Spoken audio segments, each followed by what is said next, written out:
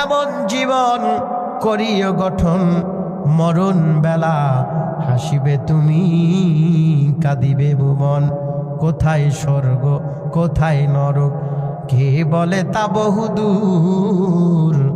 মানুষের মাঝে স্বর্গ নরক, মানুষেরাই হলো সুরাসুর।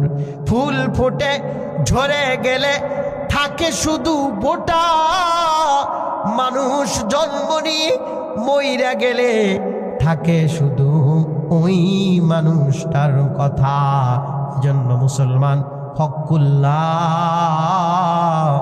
আর একটা হলো হকুল ইবাদ।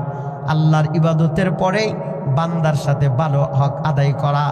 দুনিয়াতে থাকতেই সমাজের মানুষের মাঝে এমন কিছু ভালো কথা আর ভালো কিছু কার্যক্রম রেখে আমাকে মরে যেতে হবে, যার কারণে আমার মৃত্যুর পরে এই ভালো কার্যক্রম আর কথাগুলো মনে করে যেন মানুষ আফসোস করে। নবীজি বলেন, এই সমাজের একজন মানুষ মইরা গেলে 40 জন মানুষ যদি আফসোস করে লোকটা ভালো ছিল ভালো ছিল, আল্লাহ পাক রব্বুল আলামিন ওই সমাজের 40 জন মানুষের আফসোসের উপর মেসেজ করে বান্দার জিন্দেগির সব গুনাহগুলো মাফ কইরা জান্নাতের মালিক বানায়া দেয়। আল্লাহু আকবার জোরে বলেন।